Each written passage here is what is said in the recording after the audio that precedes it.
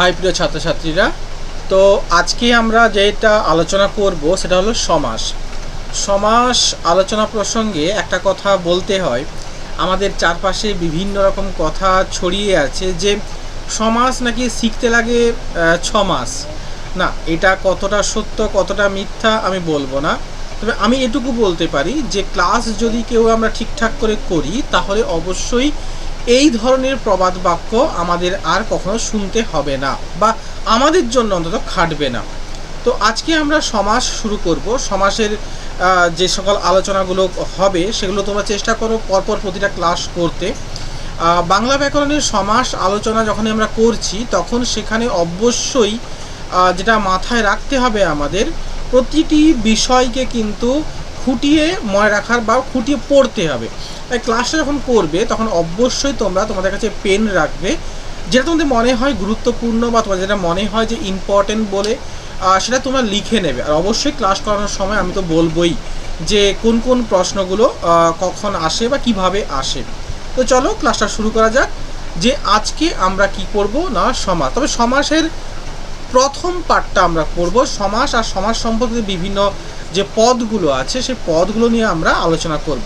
এই বিষয়টা আলোচনা করার আগে যেটা আমাদেরকে জানতে হবে যে বাংলা ব্যাকরণে সমাস বিষয়টা কোথায় আলোচনা করা হয়।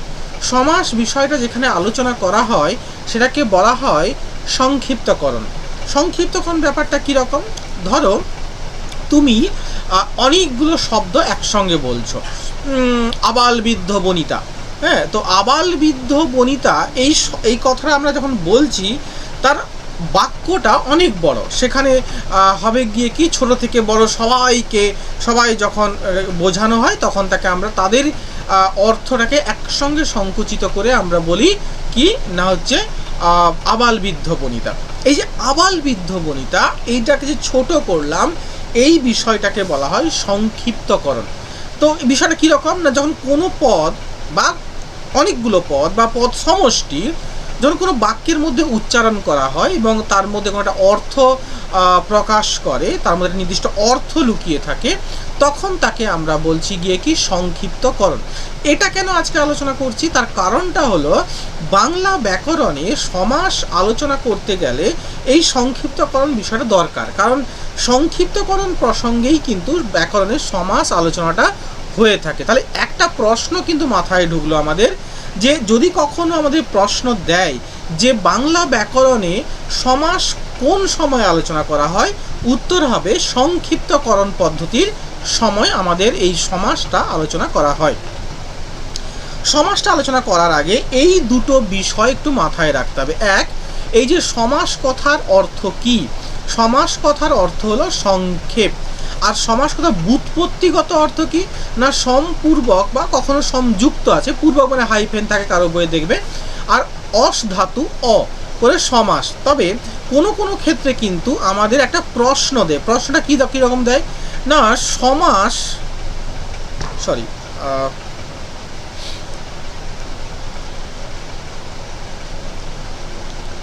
সমাস এর প্রত্যয় কি? যদি এই প্রশ্নটা দেয় তাহলেও কিন্তু সেম এই একই উত্তর হবে, সম্পূর্বক বা সমযুক্ত অস যুক্ত অ। অস হলো ধাতু। হ্যাঁ, এটা একটু মাথায় রাখবে। আর অনেক সময় বিশেষ করে কম্পিটিটিভ এক্সাম যারা দেবে তাদের ক্ষেত্রে এটা খুব গুরুত্বপূর্ণ যে সমাস কথার ব্যুৎপত্তি বা সমাস শব্দটির ব্যুৎপত্তি কোন ধাতু থেকে, তখন কিন্তু এইটা একটু মাথায় রাখতে হয় আমাদের, যে সমাস কথার ব্যুৎপত্তি হলো গিয়ে কি অস ধাতু থেকে, সম্পূর্বক অসযুক্ত অ।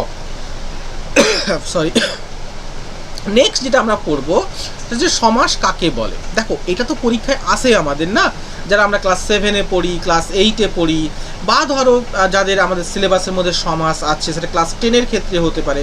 ওয়েস্ট বেঙ্গল বোর্ডে কিন্তু আমাদের ক্লাস 10-এতে আছে, ক্লাস 8-এ আছে।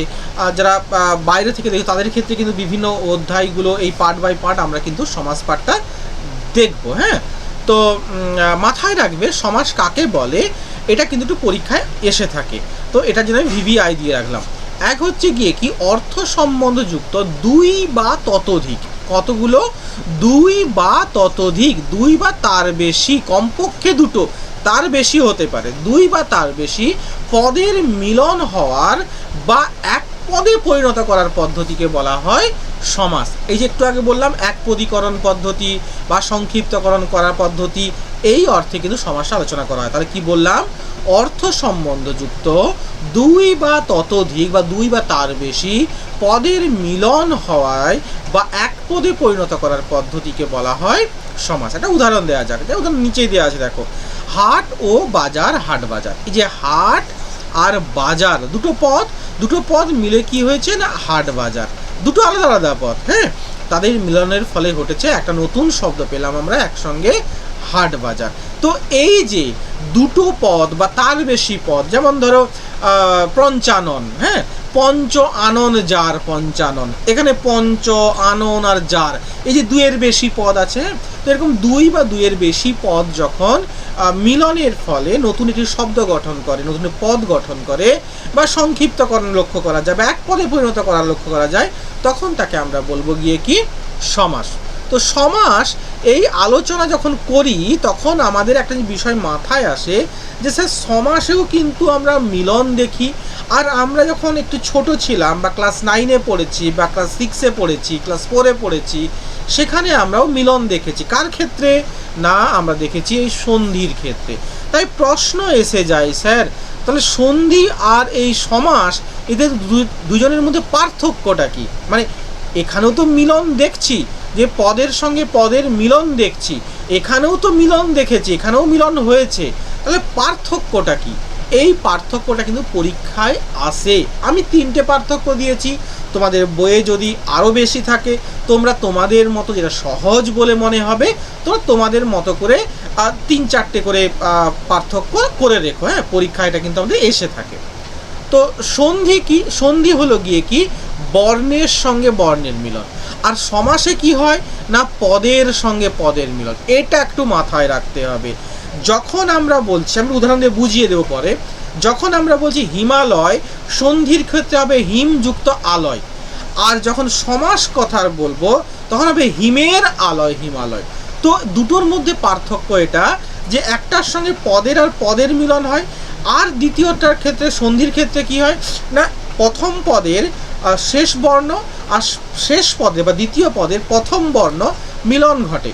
তো এক্ষেত্রে হয় বর্ণের সঙ্গে বর্ণের মিলন সন্ধির ক্ষেত্রে, সমাসের ক্ষেত্রে পদের সঙ্গে পদের মিলন। সন্ধিতে সাধারণত কোনো বিভক্তি লোপ পায় না।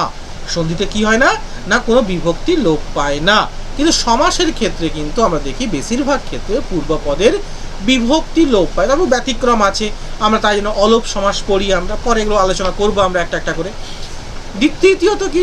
তৃতীয়ত সন্ধিতে কিন্তু যতগুলো পদ থাকে তাদের প্রতিটি পদের কিন্তু অর্থ অবশ্যই কোনো পরিবর্তন হয় না, হ্যাঁ, অক্ষুণ্ণ থাকে।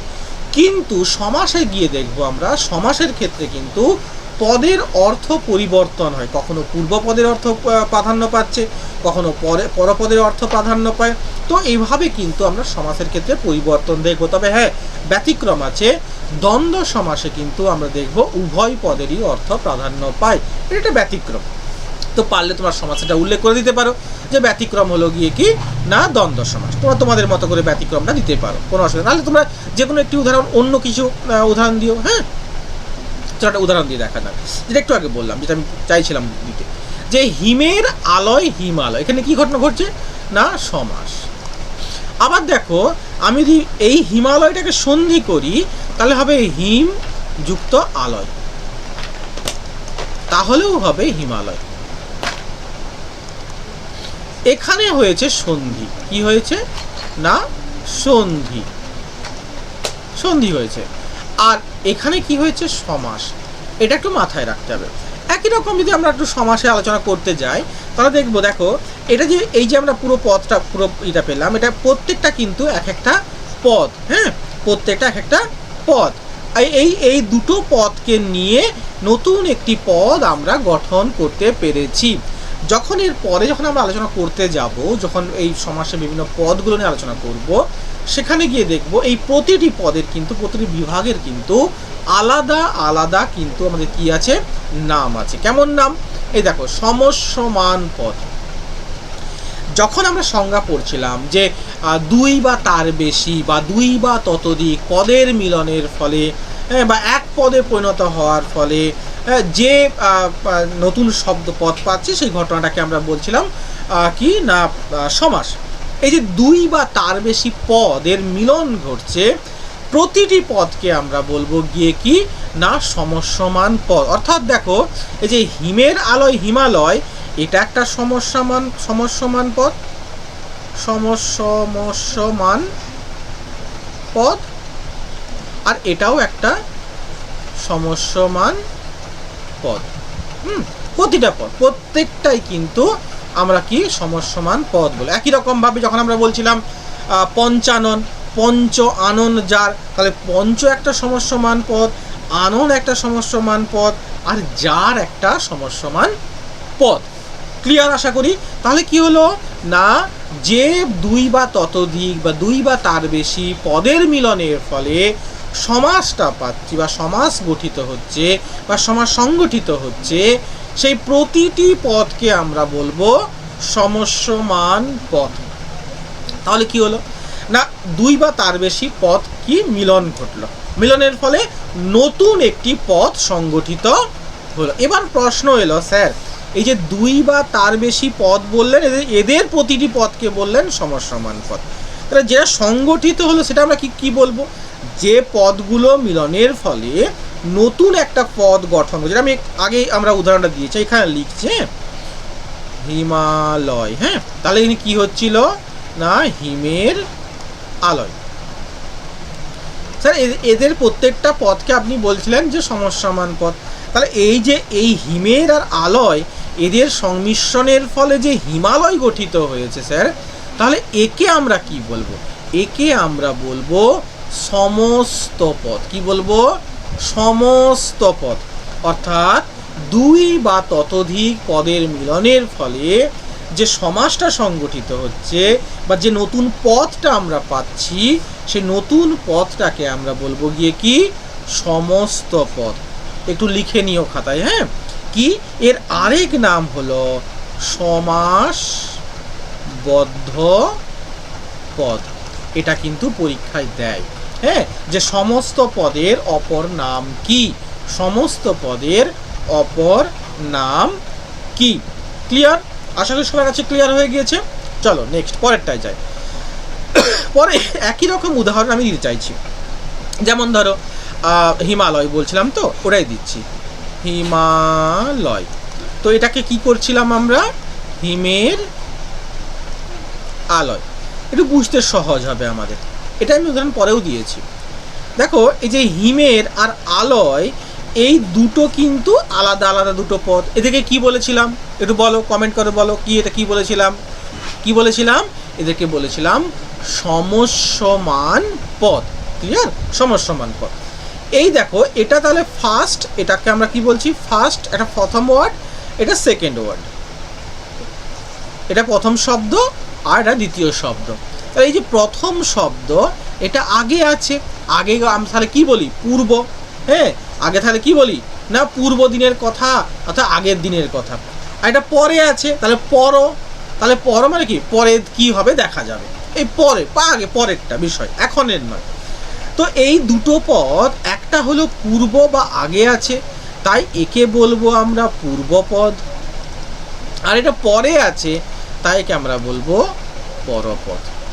কি বলবো, এটা আগে আছে তাকে বলবো পূর্বপদ, আর পরে আছে একে বলবো আমরা পরপদ। এই বিষয়টা পরে আলোচনা করেছি। দেখো, পূর্বপদ কাকে বলে?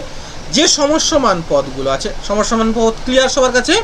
অর্থাৎ যে যে পদগুলো নিয়ে একটা সমাসবদ্ধ পদ গঠিত করছি আমরা, সেই প্রতিটি পদ, প্রত্যেকটা পদকে আমরা বলবো সমসমান পদ। তো সমসমান পদের প্রথম যে পদটা, অর্থাৎ সবার পূর্ব পদটাকে আমরা বলবো পূর্বপদ, আর পরের পদটাকে বলবো আমরা পরপদ। পরপদের আরেক নাম কি? পরপদের আরেক নাম হচ্ছে উত্তর পদ। পরপদের অপর নাম কি? উত্তর পদ। এটা এগুলো কিন্তু মনে রাখতে হবে। হ্যাঁ, তাহলে কি হলো না, সমসমান পদের প্রথম পদটাকে বলবো পূর্বপদ, আর পরের পদটাকে বলবো পরপদ। বা উত্তরপদ। এখানে আমাদের সবার ক্লিয়ার? এই কথাটার পর যেটা জিনিসটা আমাদের মানতে হবে বা জানতে হবে, দেখো আমাদের পথ চলতি, বাজার চলতি অনেক বই আমাদের কাছে আছে, আমরা সবাই বিভিন্ন বই পড়েছি, কিন্তু একটা জিনিস তোমরা কখনো কোনো বইয়ে হয়তো পাওনি, আমার মনে হয়েছে যে এই বিষয় যেটা এর পরে আলোচনা করব, এই বিষয়টা তোমরা কখনোই পাওনি। আচ্ছা বলো তো, সমাজ তো মোটামুটি সবাই প্রায় পড়েছি, সমাজ মোটামুটি সবাই আলোচনা করেছি, কোনো কোনো সময় স্কুলে স্যাররা আলোচনা করেছে, কখনই কি তোমাদের এই সহায়ক পদ কি এটা আলোচনা করেছে? আমার তো মনে হয় না। আমাদের প্রতি স্কুলে প্রতি ক্লাসে আমরা কিন্তু বা বেশিরভাগ 99.9% বইয়ে কিন্তু পূর্বপদ কাকে বলে, পরপদ কাকে বলে, ব্যাসবাক্যটা পরে আলোচনা করছি আমরা, সমস্ত পদ কাকে বলে, সমস্যমান পদ কাকে বলে, এগুলো আলোচনা করেছে, এগুলো আমাদের বোঝানো হয়েছে, এগুলো আমরা বুঝেছি, কিন্তু কখনো কোথাও কিন্তু এই সহায়ক পদ কাকে বলে এটা বোধহয় আমরা কখনো শুনিনি। তাই আজকে ফার্স্ট দেবজিৎ স্যারের ক্লাসে কিন্তু তোমরা প্রথম শুনছো হয়তো অনেকেই যে সহায়ক পদ কাকে বলে। বিষয়টা গুছিয়ে বলি, দেখো একটা উদাহরণ আমি দিচ্ছি। দেখো বলছে মেজো যে মামা, মেজো মামা, বড় মেজো সেজো সানো, এভাবে তো যে মেজো সে তাকে মেজো মামা বলছে, যে বড় তাকে বড় মামা বলছি, তো বলছে মেজো যে মামা, মেজো মামা। তাহলে দেখো এখানে পূর্বপদ কোনটা? আলোচনা অনুসারে স্যার মেজোটা হচ্ছে পূর্বপদ, তাই না? এটা হলো পূর্বপদ। আচ্ছা মামা কি? মামা হলো পরপদ। তাহলে মেজো হলো পূর্বপদ আর মামা হলো পরপদ। এই দুটো পদ মিলে আমরা যে সমাসবদ্ধ পদটা পেলাম এটাকে আমরা কি বলি? সমাসবদ্ধ বদ্ধ পদ। সমাসবদ্ধ পদ, বা এটা কি নাম ছিল যেন? সমস্ত পদ, সমস্ত পদ।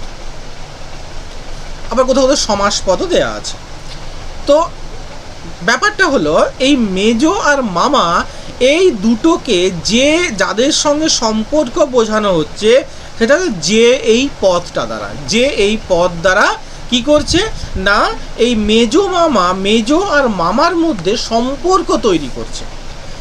যে ধরনের এই বাক্যের মধ্যে যখন আমরা কোনো সমাস আমরা বাক্য বলি, সে বাক্যগুলোর মধ্যে এমনও কিছু পদ থাকে যে পদগুলোকে আমরা মিলনের ফলে নতুন পদ পাচ্ছি বা সমাসবদ্ধ পদ পাচ্ছি, তার মধ্যে এমনও কিছু পদ থাকে যে পদগুলো আমরা ব্যবহার তো করি, কিন্তু যখন সমাসবদ্ধ পদ গঠিত হয় তখন তাদের কোনো অস্তিত্ব থাকে না। হ্যাঁ, তাদের কোনো অস্তিত্ব থাকে না। যেমনটা কারকে আমরা শূন্য বিভক্তির ক্ষেত্রে পড়েছিলাম। যদি কারো মনে হয় যে স্যার কারকের ক্লাসটাও করান, তাহলে অবশ্যই এই সমাসের আলোচনাটা পরপর করার পর কমেন্ট করে জানিও, আমি অবশ্যই কারকটাও আলোচনা করে দেবো তোমাদের। হ্যাঁ, তো বিষয়টা হলো যে এই যে পূর্বপদ ও পরপদ, এই যে পদগুলো, এই পদগুলোর সঙ্গে যে পদটা থাকে যা ওদের মধ্যে সম্পর্ক, পূর্বপদ বা পরপদের মধ্যে সম্পর্ক তৈরি করতে সাহায্য করে, সমাসবদ্ধ পদ গঠনে সাহায্য করে, কিন্তু সমাসবদ্ধ পদের মধ্যে এদের কোনো অস্তিত্ব থাকে না, সেই ধরনের পদগুলোকে বলছি আমরা গিয়ে কি না সহায়ক পদ। অর্থাৎ নিজে থাকছে, ব্যাসবাক্যের মধ্যে, ব্যাসবাক্যটা পরে আলোচনা করছি, যেহেতু পদটা আলোচনা হচ্ছে তাই ওটা বলে দিলাম, যে নিজে থাকছে, ব্যাসবাক্যের মধ্যে অবস্থান করছে, অর্থাৎ নিজে সমস্ত পদ বা সমাসবদ্ধ পদ গঠনে সাহায্য করছে, কিন্তু কি করছে না নিজে সেখানে অবর্তমান আছে, অর্থাৎ সমাসবদ্ধ পদে নিজে তার কোনো অস্তিত্ব নেই। এরকম পদগুলোকে আমরা বলি সহায়ক পদ। অর্থাৎ ব্যাসবাক্যের মধ্যে পূর্বপদ ও পরপদ বা উত্তর পদের বাদে অন্য যে পদগুলো থাকে, যেটা বললাম একটু পূর্বপদ পরপদ ছাড়া যে পদগুলো থাকে, সেগুলোকে সহায়ক পদ বা সমস্যমান সহায়ক পদ বা অন্য পদ বলে। এই নামটা একটু মাথায় রাখবে। সহায়ক পদ যেমন মাথায় রাখবে, অন্য পদ পরীক্ষা অনেক সময় দিয়েছে, অনেক জায়গায় দিয়েছে যে সমাসে অন্য পদ বলতে কি বোঝো। হ্যাঁ, সমাসে অন্য পদ বলতে কি বোঝো। উদাহরণ দেখো, বিনা পানিতে, আমি ওগুলো করে রেখেছি, বিনা পানিতে যার। দেখো বিনা আর পানি এই দুটোকে বিনা মানে তো আমরা জানি বিনা, আর পানি পয়াকার মূর্ধন্যাসী পানি, পানি মানে হচ্ছে গিয়ে কি না বাদ্যযন্ত্র হিসেবে ব্যবহৃত হয়, আর হাত আর কি, হ্যাঁ, যে হাতে থাকে, আর পয়াকার দন্তে না হলে সেটা জল হয়, এখানে পয়াকার মধ্যে পানি মানে হাত। তো বিনা পানিতে জার, এখানে জার হলো গিয়ে কি না আমরা দেখতে পাচ্ছি যেখানে এই বিনা এবং পানি এদের দুজনের সম্পর্ক বোঝাতে ব্যবহৃত হয়েছে, কিন্তু নিজে কিন্তু সমাসবদ্ধ পদে মানে সেখানে ব্যবহৃত হয়নি, অব্যবহৃত হয়ে আছে। এই ধরনের পদগুলোকে বলছি আমরা গিয়ে কি না সহায়ক পদ। নিচে একটা উদাহরণ দিয়েছি দেখো, পণ হতে মুক্ত, হ্যাঁ, পণ মুক্ত। আমাকে একটু কমেন্ট করে জানাও যে এখানে এই ব্যাস বাক্যটার মধ্যে কোনটা সহায়ক পদ, একটু কমেন্ট করে জানিও, হ্যাঁ, যে পণ হইতে মুক্ত বা পণ হতে মুক্ত, এটা হচ্ছে পণ মুক্ত, এখানে কোনটা সহায়ক পদ। ক্লিয়ার? আশা করি যারা বুঝতে পারছো তাদের ক্ষেত্রে কিন্তু কমেন্ট করতে কোনো অসুবিধা হবে না, তাদের কিন্তু উত্তর দিতে কোনো অসুবিধা হবে না। সো প্লিজ যদি বুঝতে পেরে থাকো তাহলে অবশ্যই এটা কমেন্ট করে জানাও যে কোনটাকে আমরা সহায়ক পদ বলছি, কোনটার মধ্যে, এই নিচের যে ব্যাস বাক্যটা পাচ্ছি এর মধ্যে। ঠিক আছে, অনেকবার কিন্তু ব্যাস বাক্য বলেছি, ব্যাস বাক্য কোনটা সেটা একটু জানতে হয় আমাদের। দেখো, প্রথমত কয়েকটা জিনিস একটু ধারাবাহিকভাবে আমরা আলোচনা করে দিই। কি বললাম, যে পদ দুই বা তার বেশি পদ যখন মিলন ঘটছে, নতুন শব্দ পাচ্ছি, তাকে বলছি আমরা সমাস। পূর্বপদ পেয়েছি, পরপদ পেয়েছি, সহায়ক পদ পেয়েছি, সমস্যমান পদ কাকে বলে সেটাও জানতে পেরেছি, প্রতিটি পদকে সমস্যমান পদ বলে, সমাসবদ্ধ পদ। কিন্তু এবার কথা যে ব্যাস বাক্যটা কি, দেখো যে সমস্যমান পদগুলো আমরা ব্যবহার করেছি সমাসবদ্ধ পদ গঠন করার জন্য, ওই যে পদগুলো একটি বাক্য আকারে অবস্থান করছে, যে বাক্য বা বাক্যাংশ আকারে অবস্থান করছে পদগুলো, অর্থাৎ সমস্যমান পদগুলো, ওই বাক্যটাকে বলছি আমরা গিয়ে কি ব্যাস বাক্য। সহজে বোঝার জন্য সংজ্ঞা আলাদাভাবে দেবো আমরা, সহজে বোঝার জন্য যে দুই বা তার বেশি যে পদগুলো আমরা ব্যবহার করছি, ওই পদগুলোটা বাক্য আকারে বা বাক্যাংশ আকারে অবস্থান করছে, ওই বাক্যটিকে বা ওই বাক্যাংশটাকেই আমরা কি বলবো ব্যাস বাক্য। ওটা সংজ্ঞাটা একটু পরীক্ষার মতো করে বলি। এবার আমি কিন্তু তোমাদের বারবার ধরে বলেছি, আমি শেষে কিন্তু তোমাদের এই পরীক্ষায় কি কি প্রশ্ন আসতে পারে, যারা কম্পিটিটিভ এক্সাম দিচ্ছে তাদের জন্য কি কি আসতে পারে, বা যারা তোমরা বোর্ড এক্সাম দিচ্ছে তাদের জন্য কি কি আসতে পারে, একটা লিস্ট করে দিয়েছি, পারলে পরে দেখে নেবে। হ্যাঁ, যে বাক্য বা বাক্যাংশের মাধ্যমে সমস্যমান পদগুলির অর্থ, এ দেখো সমস্যমান পদগুলির অর্থ তাদের মধ্যকার সম্বন্ধ প্রকাশ করা হয়, অর্থ ও তাদের মধ্যেকার সম্বন্ধ, যে পদগুলো আছে তাদের মধ্যে সমস্যমান পদ, তাদের মধ্যেকার অর্থটা এবং তাদের মধ্যেকার সম্বন্ধ প্রকাশ করে যে বাক্যের সাহায্যে বা বাক্যাংশের সাহায্যে, সেই বাক্যটাকে আমরা বলবো ব্যাস বাক্য। যেমন হিমের আলোয় হিমালয়, এই পুরোটাকে আমরা বলছি কি না ব্যাস বাক্য। পঞ্চ আনন যার পঞ্চানন, এই পঞ্চ আনন যার, এটাকে বলবো ব্যাস বাক্য। যেমন ধরো একটু আগে বলেছিলাম বিনা পানিতে যার, বিনা পানি, এই বিনা পানিতে যার এটা একটা ব্যাস বাক্য।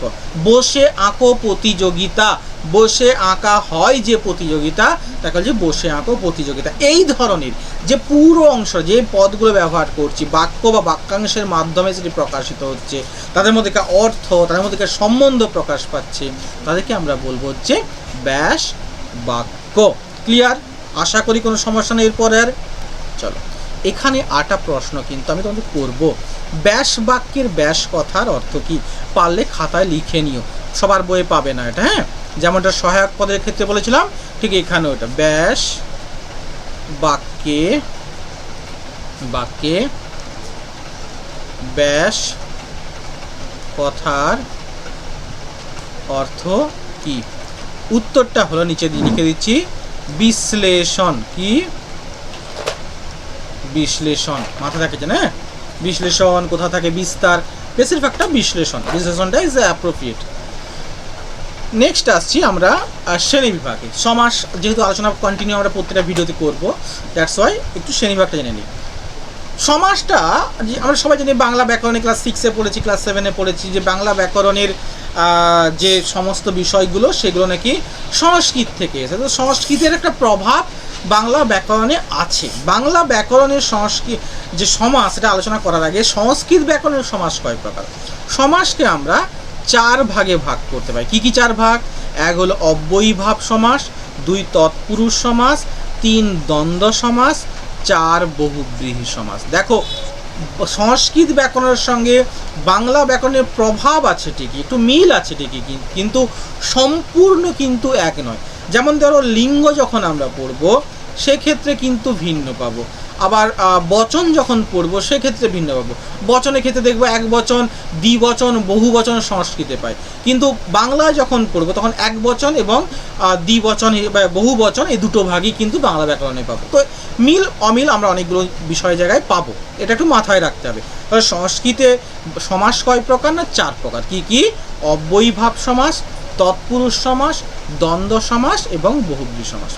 ডক্টর সুনীতি কুমার চট্টোপাধ্যায় তিনি সমাসকে আবার 3 ভাগে ভাগ করে। এটা কিন্তু যারা ক্লাস 10-এ পড়ো তাদের জন্য খুব ইম্পর্টেন্ট, হ্যাঁ, তারা কিন্তু মাথায় রাখবে, এবং সঙ্গে এদের সঙ্গে কোন কোন সমাসগুলো পড়ে সেটা একটু মাথায় রাখতে হবে।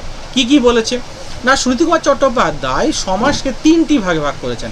1 সংযোগমূলক সমাস, 2 ব্যাখ্যামূলক সমাস এবং 3 বর্ণনামূলক সমাস। এটা প্রত্যেকটা বিষয় আলাদা আলাদা করে উনি আলোচনা করেছেন। সংযোগমূলক সমাসের মধ্যে দ্বন্দ্ব সমাস এইটাকে ঢুকিয়েছেন তিনি। ব্যাখ্যামূলক সমাসের ক্ষেত্রে তিনি বিষয়গুলো অন্য দিয়েছেন।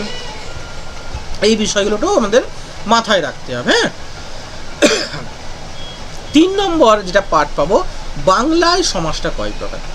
বাংলা সমাস কয় প্রকার এটা নিয়ে আধুনিক সময়কালে মানে বর্তমান সময়কালে বিশাল বড় ডিবেট আছে। কেন না, বাংলায় ব্যাকরণে কিন্তু বাংলা ব্যাকরণে আমরা সমাজকে 6টা ভাগে ভাগ করব। কয় ভাগে? না 6 ভাগে ভাগ পাবো। কি কি? কর্মধারয় সমাস, তৎপুরুষ সমাস, দ্বন্দ্ব সমাস, বহুব্রীহি সমাস, দ্বিগু সমাস এবং অব্যয়ীভাব সমাস। অনেকের ক্লাসে অনেকের বোর্ড এক্সাম যারা দিচ্ছ তাদের ক্ষেত্রে দেখবে তোমাদের অনেকের বইয়ে কিন্তু এই অব্যয়ীভাব সমাসটা কিন্তু অনেকের বইয়ে নেই। আবার যারা ক্লাস 10-এ এক্সাম দিচ্ছ তাদের ক্ষেত্রে কিন্তু দেখবে আবার সবগুলো দেওয়া আছে, অর্থাৎ এই 9টা ভাগই দেওয়া আছে। কারো বই 8টা ভাগ দেওয়া হয়েছে, সেক্ষেত্রে এই অব্যয়ীভাব সমাসের ভাগটা দেওয়া হয়নি। তো আমি বলবো বাংলা ব্যাকরণে সমাসকে কিন্তু 6টা ভাগে ভাগ করা হয়। কি কি? কর্মধারয় সমাস, তৎপুরুষ সমাস, দ্বন্দ্ব সমাস, বহুব্রীহি সমাস, দ্বিগু সমাস আর অব্যয়ীভাব সমাস। এই যে 6টা ভাগ, এই 6টা ভাগ ছাড়াও আধুনিক সময়কালে বর্তমানে ব্যাকরণে আরও 3টি ভাগ ব্যবহার করে। কি কি? 1 নিত্য সমাস, 2 অলোপ সমাস আর 3 হলো বাক্যাশ্রয়ী সমাস। ওপরে 6টি এবং নিচে 3টি, এই টোটাল 9টি বাংলায় কিন্তু আমরা সমাস পাই। এইখানে প্রশ্নটা আসছে যে স্যার তাহলে আমাদের যদি কখনো প্রশ্ন করে যে সমাস কয় প্রকার তাহলে কি বলবো? তাহলে তোমাদেরকে এসএকিউ প্রশ্ন অথবা অতি সংক্ষিপ্ত প্রশ্ন যদি দেয় তাহলে চালাকি করতে হবে। বাংলা ব্যাকরণের সমাস 6 প্রকার, তবে আধুনিক ব্যাকরণে সমাসকে 9টি ভাগে ভাগ করা হয়েছে। এভাবে তোমাকে কিন্তু সেক্ষেত্রে কিন্তু তোমাকে ভাগ করে করে উল্লেখ করে দিতে হবে যে 6টি কোনটি, পরে কাকে যোগ করা হয়েছে, এইগুলো একটু যেন এই বিষয়টা ক্লিয়ার থাকে। আর যদি এমসিকিউ হয় তাহলে তো দেখতে হবে অপশান কি আছে। যদি 6 এবং 9 উভয় থাকে তাহলে 9 করো, ঠিক আছে।